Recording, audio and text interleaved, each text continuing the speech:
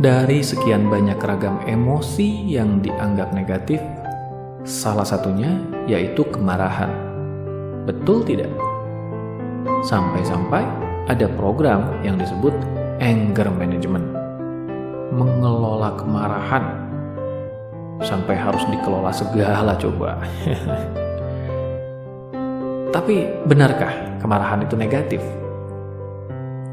Saya akan bilang tidak. Bahkan bukan hanya kemarahan, berbagai emosi lain dalam diri kita pun yang selama ini sering dianggap negatif pun sebetulnya tidak negatif sifatnya. Semua emosi itu sifatnya netral. Waktu kemunculan dan dampaknya yang menentukan apakah ia menjadi positif atau negatif. Contohnya, ketakutan. Kalau kita sedang berkunjung ke tempat baru yang asing, lalu tersesat malam-malam. Di tempat asing, malam-malam, sendirian, merasa takut.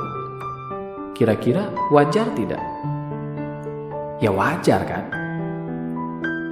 Artinya, rasa takut sedang hadir sebagai sinyal agar kita waspada, terhindar dari bahaya. Ia bersifat positif karena waktu munculnya tepat. Tapi kalau ia muncul di situasi biasa, situasi di mana tidak ada yang seharusnya ditakutkan karena semua aman dan baik-baik saja, maka ini mulai jadi tanda tanya nih. Ini baru mulai bisa dikategorikan masalah. Ada lagi, terlepas dari waktu kemunculannya, dampak dari emosi juga jadi penentu. Apakah ia nanti menjadi emosi negatif atau positif? Kalau ketika emosi itu muncul, ia berdampak negatif, baik bagi diri sendiri, membuat kita jadi tidak berdaya misalnya, ataupun bagi sesama, karena jadi merugikan mereka misalnya. Karena jadi ikut susah ngurusin kita yang merasakan emosi itu. Atau bisa juga merugikan karena kita lampiaskan pada mereka dengan cara yang tidak baik.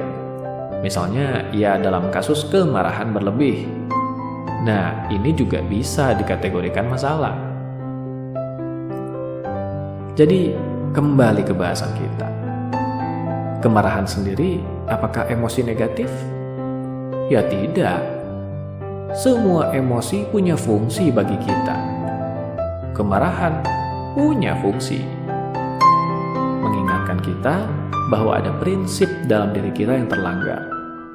Jadi, kalau kita tidak punya kemarahan, bisa jadi karena kita tidak punya prinsip. Cuma kan tadi itu, waktu kemunculannya tepat atau tidak.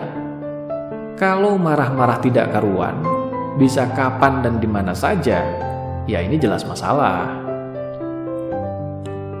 Lalu dampak dari kemunculannya bagaimana?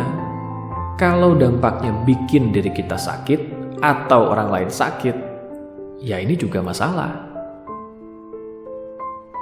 Jadi, boleh nggak sih marah? Boleh. Namanya ada prinsip terlanggar, ya wajar marah kan?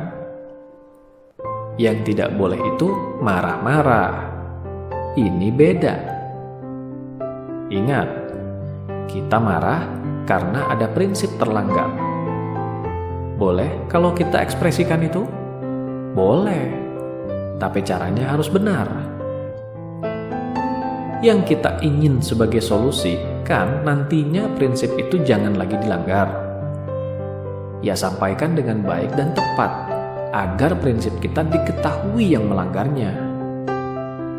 Ini boleh kok kalau agak keras caranya, kelihatan marahnya. Boleh, yang penting caranya benar. Maksudnya benar ini tidak menjatuhkan harga diri sendiri, tidak menjatuhkan harga diri orang lain, dan pesannya sampai. Nah, kalau marah-marah, ini yang kacau. Ekspresinya kacau, destruktif, pesan tidak sampai, orang lain tersakiti. Akhirnya tidak ada solusi, malah bikin masalah baru. Jadi boleh kok marah, menunjukkan ekspresi marah tepatnya. Tapi marah yang tepat, marah yang fokus pada solusi, marah yang menyampaikan prinsip, marah yang tidak melukai harga diri orang lain, marah yang tidak menjatuhkan harga diri sendiri. Marah yang semarah apapun itu, fokusnya pada isi pesan yang sampai, dengan kata-kata yang tidak melukai. Ekspresi boleh marah, ekspresi boleh keras, tapi kata-kata tetap harus dijaga. Kan fokusnya menyampaikan pesan, yaitu dijaga dong. Itu baru marah yang tepat. Marah yang lebih bisa membawa solusi.